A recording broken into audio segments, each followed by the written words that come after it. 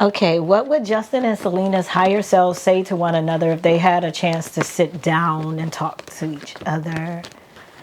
There is a lot of from Justin's end, he looks very anxious and like he's trying to get through to certain things he's seen go left that he didn't say anything about back then that he wish he would have said, because he sees, you know, now what has happened. Also, this ties into his ability, his psychic abilities too. Now let me turn it down a little bit because I don't feel like he's like, it's more of an intuitive thing that he has for to be a male, and it's very strong. Let's put it like that.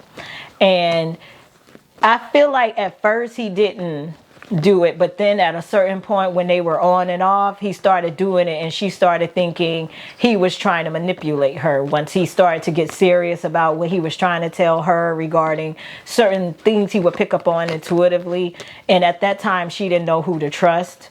With her, she looks like she got her arms like in front of her chest, like she's closed off and thinking. Her head, her eyes are closed, her head is down, and she's in a contemplating energy. So, you know, there's a lot of confusion and distrust between the two that needs to be healed if they were to work on shifting anything between one another. So he's more frantic, like looking back on the past at certain times, like, I should have said something because now this and that is happening. Oh, that's what that was, man. Why didn't I trust myself? And then she's like, why now? Why do you feel like you need to tell that now? Why do you feel like that's important now? Because it was the bad time. And then I'm hearing Chris Brown's "It's Never a Right Time to Say Goodbye." So, but we know that we got to go our separate ways. I know it's hard, but I got to do it. And it's killing me because it's never a right time to say goodbye. I feel like they both understand that if they choose this industry, there will always be a divide. But divinity is what I'm hearing. So it's almost like, too, they could grant themselves a level of healing in a whole kind of way if they just trust the intensity of the separation. It's a very strong, intense separation.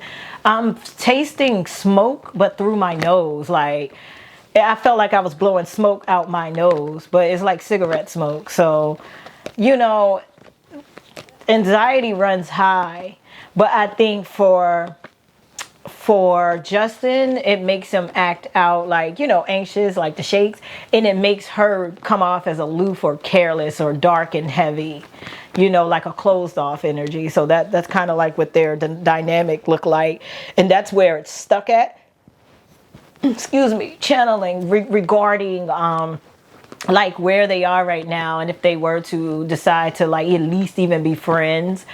A lot of the shoulda, coulda, wouldas will come up on his end, and she will make him feel like, let's just get past that, and then it pisses him off because it's like, no, it has to be addressed, and then she'd feel like, no, you just want your ego stroked, or you just want some sort of security or satisfaction so that then you could snatch and run and then please the same people that you know hurt me, and oh Lord. So with them, I don't, you know, I see if they were to heal, I do see them at a table together holding hands across from each other, both looking up, smiling. Their faces look full, bright and glowing, and they look revived and rejuvenated. But right now they look frail, dark. It's giving the Addams Family type vibes. And so, yeah, it's not much that could be said, more so than the emotions that need to be grounded to then be, you know, they got to hold space for each other to express and not fear the manipulation from the past. So they're haunted still by their past is what this appears to be. Okay, so I don't think any cards needed to be pulled for that one. It was just pure channeling. All right, so let's go to the next question.